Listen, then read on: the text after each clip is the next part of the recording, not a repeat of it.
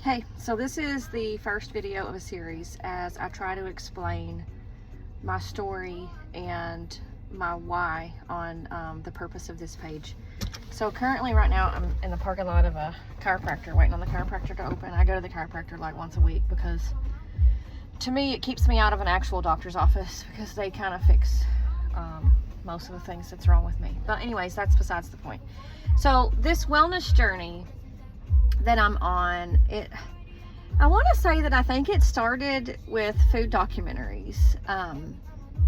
Food Inc. was probably my gateway documentary on this whole rabbit hole that I'm on with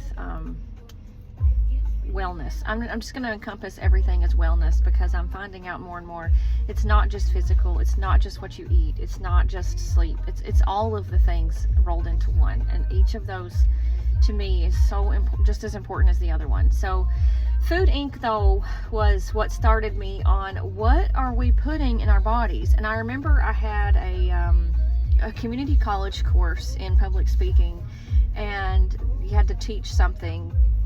So I taught, I basically just did a breakdown of that documentary because it impacted me so much.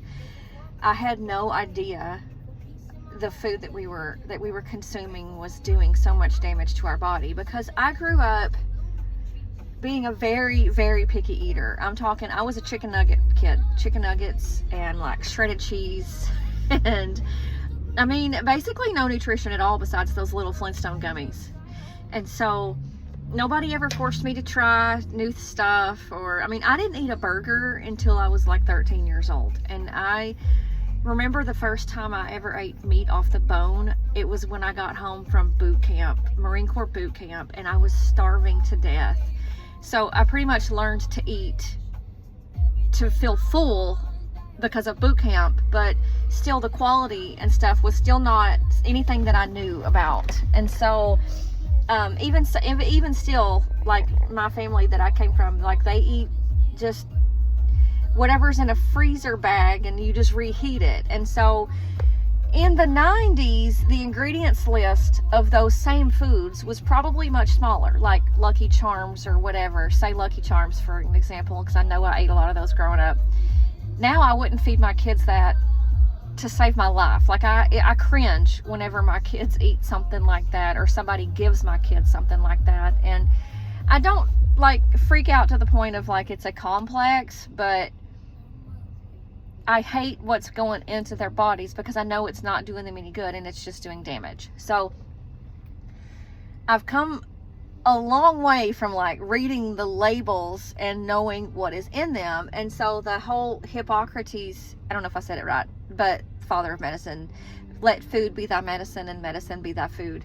Because what you put in your body is how your body's going to react and feel. Like if you constantly feed your body processed things and never any whole foods, it's gonna get sick a lot, and you're gonna feel tired a lot, and you're gonna feel like crap because you fed your body crap.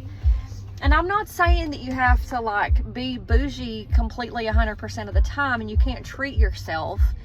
Like for the most part I do an 80-20 rule, and where it's as long as I eat 80% good and feed my kids 80% good, I don't have to freak out if they eat candy at school or whatever. Like I do know that with the whole red 40 stuff going around, that my kids do act different whenever they've had red food coloring. Like it is a thing. It's not these mothers just out here being crazy, because the foods we grew up on were not the same foods that are in the store today. They have changed what's in them. So it's not like, well, I always grew up on Lucky Charms, no, I'm going to give my kids Lucky Charms now. It's not the same Lucky Charms that we had as a kid. It's just not the same stuff. If you look at it, the ingredients list went from like this to like this. And so you have to just watch now, because the American food system is not the same. Like I would eat McDonald's in France, or I would eat McDonald's in, I don't know, name another country. But I will not touch McDonald's here because of what is in that food. It's not food. It's not even food. So I'm not knocking on you for for feeding people McDonald's. I'm just, when you get to the point to where I am now, you won't want it.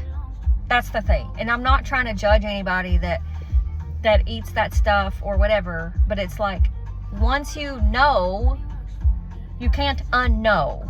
And so that's what I feel like a lot of the generation of our parents, they're happy in their ignorance, because if they knew about it, then they would have to change, or then they would have to, feel guilty every time they did it. But I did it because I wanted to know how to have a prosperous life, and a life that my kids, that I could still enjoy them as I got older, and I wouldn't be this frail little old lady trying to hang out with my grandkids. Like, to me, yes, I know that I'm going to die about the same time as everybody else. I'm not going to live forever, and that's not what I'm trying to accomplish. I'm not trying to accomplish mortality, or being immortal, I mean.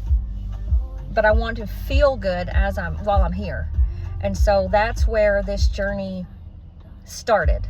I'll just say that. And so that'll be my part one. And if you're still here, thank you. I hope this is a space that you can feel comfortable and not feel judged, and that you can learn something from the years that I've been on this rabbit hole. I know that it's like a thing now and everybody's doing this, but I just wanted to share my story and how I got here. So that's part one. I'll catch you guys up next time.